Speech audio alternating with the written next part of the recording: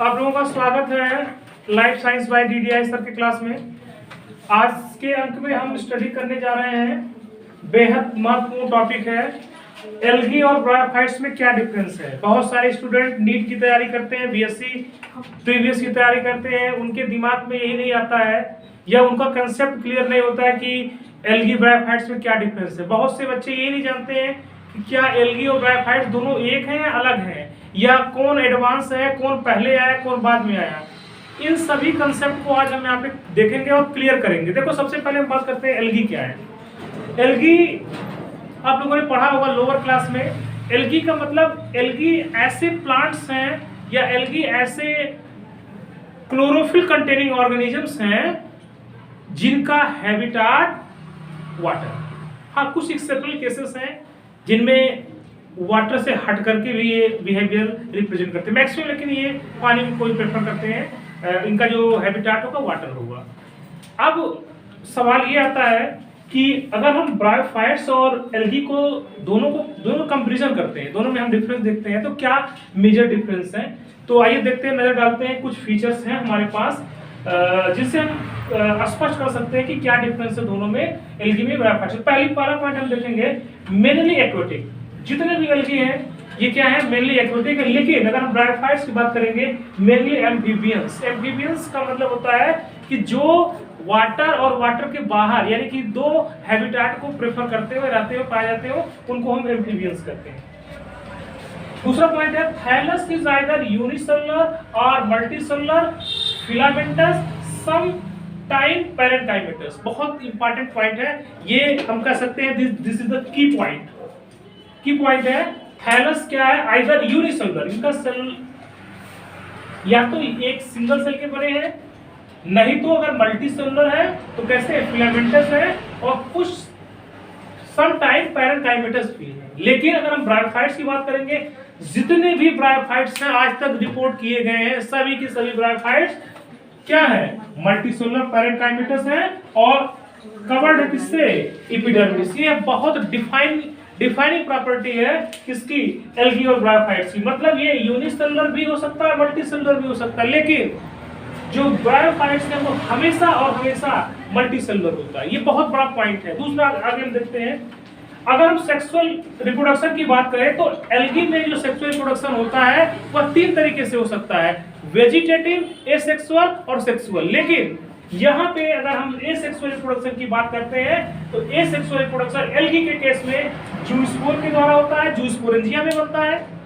Aplanospore sporangia में बनेगा।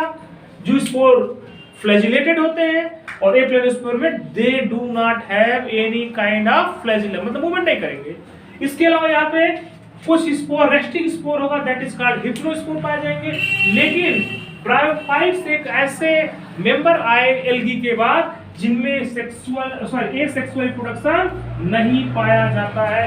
ये बहुत बड़ी प्रॉपर्टी है किसकी, ब्रायोफाइट्स की। इसके अलावा अगर हम सेक्सुअल रिप्रोडक्शन पे नजर डालें तो सेक्सुअल रिप्रोडक्शन 3 तरीके का होता है एल्गी में। अगर दोनों गैमेट्स एक जैसे हैं, both gametes are similar, then it is said to be isogamous. ये आइसोगैमस है, दूसरा एनाइसोगैमस, तीसरा ऊगैमस। लेकिन याद रखना होगा, आइसोगैमस और एनाइसोगैमस के दोनों गैमेट, मेल और फीमेल दोनों मोटाइल होते हैं, शेप और साइज में वेरिएशन करते हैं, लेकिन बाहर से देखोगे दोनों सेम दिखेंगे।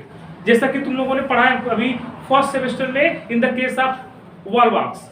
यहाँ पे ऊगैमस टाइप का मतलब कि मेल मोटाइल होगा, फीमेल नॉन मोटाइल होगी, तो इसका मतलब दैट इज कॉल्ड ऊगैमस। यहाँ पे ऑलवेज ऊगैमस टाइप। कहीं पे भी अगर आप बात करते हैं कि ब्रायोफाइट्स हैं तो ब्रायोफाइट्स का जो सेक्सुअल रिप्रोडक्शन होगा ऑलवेज ऊगैमस टाइप। यहाँ पे जो फीमेल गैमेटोफाइट है उसको हम किस नाम से जानेंगे, फीमेल को हम जानते हैं आर्चिगोनिया और मेल को क्या जानेंगे हम, एंथेरिडिया।